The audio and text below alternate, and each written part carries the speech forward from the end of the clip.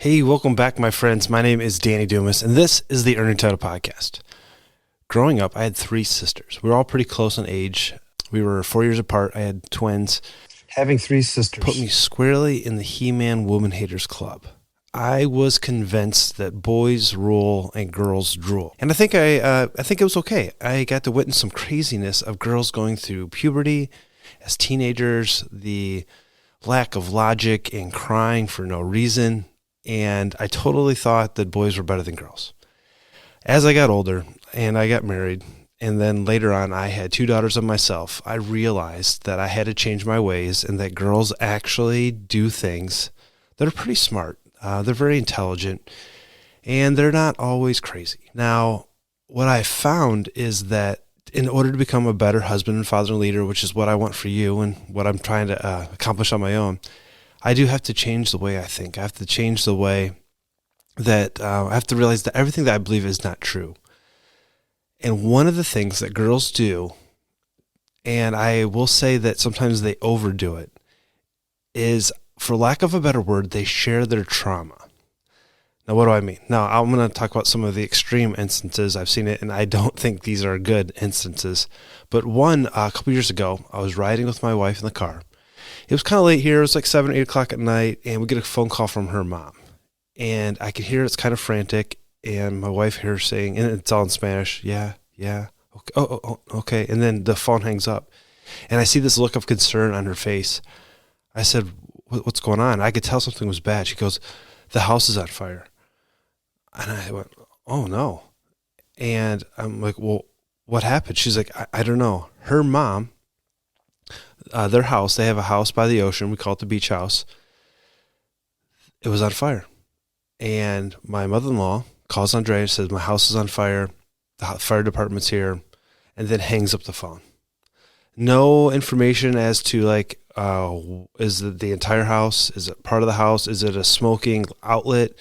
Are her sister and brother who were there at the house, are they okay?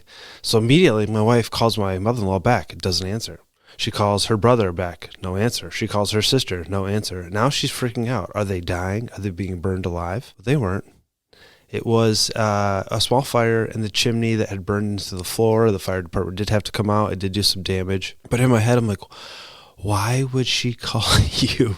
Several years later, I said, Mom, please don't call Andrea and tell her terrible things when she can't fix it. Like, it made no sense to me. I'm like, why would you put that on somebody else? I recently just got back from a vacation. We went to Hawaii. It was amazing. And we were going to do a walk on the lava fields on the volcano. And my buddy's wife went into a bathroom. It wasn't a porta potty. It was a step above. It was like an outhouse, but had running water. And my daughter needed to go to the bathroom, and she was waiting in line. She comes out, and we call our daughter, her real name's Matilda. We call her Tinky. She's like, Tinky, there's spiders in there. And Tinky said, I'm not going in there. She held it for like 2 more hours because my friend's wife told her that there's spiders in there. And in my head, I'm like, why would you do that? Why would you tell her she needs to go to the bathroom? Let her figure it out halfway through, and then she can't stop. Like, why would you share your trauma like that? I didn't understand. I don't understand. And, I think, and those are obviously extreme cases. Guys, we are guilty of doing the opposite. There's the joke or the meme that, you go to a golf course and your buddy tells you he's getting a divorce, and you come home and you tell your wife, I would just went golfing with Jason, and Jason's getting a divorce. And she goes, why? And you go, I don't know. Well, did he cheat on her? I don't know. Did she cheat on him? I don't know. Did they already file the paperwork? I don't know. And like, why don't you know any of this? And you say, he didn't tell me. He just said they're getting divorced, and then we played that par 5 on 17. And your wife can't understand, like, why your friend told you something so important and you didn't like ask any questions, and you're thinking, yeah, he didn't tell me, so I didn't ask. And what I realized is that I think as men, we feel an obligation to take care of others. I think deep down inside, that is what makes a good man, is that you have a desire to make the world a better place, to help your friends and family and provide for them. And I think we see sharing something that hurts, sharing some trauma, sharing that things that are bothering us as placing that on another human being, and we don't see that as a good thing. We see that as a burden, as something to be avoided. And I think in a way that's okay. That's noble, right? It is noble to not want to put your worries and your fears onto somebody else. You don't want to burden them with that. And I can understand that. That's logical to me. And I understand why we do those types of things. But I don't think it's good. I think a lot of men are living a life where they have that as a core belief, and they are struggling in lots of ways, and they feel very, very alone.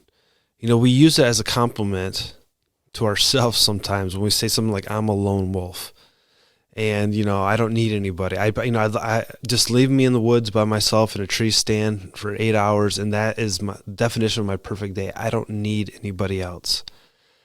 I don't think that's true. I think that is a way to escape the things that are hurting and to not have to deal with any of those things, and they build and they foster. And I'm not the super, let's talk about a guy. I think sometimes talking about it is overrated. At work, when we have a trauma, when we have, really bad things happen, we have post-incident stress debriefings where we're supposed to go in and talk about how we feel. And I don't always agree that that's the best thing to do immediately. Now, I think you should do it at some point, which is the entire point of this conversation. But sometimes I do think you need a moment to let things just kind of set, to see a baby die and then immediately have to talk about it like an hour later. That's not always good. Maybe the next day, I'm not a therapist, but sometimes I don't feel like it's the best thing to just get it out there.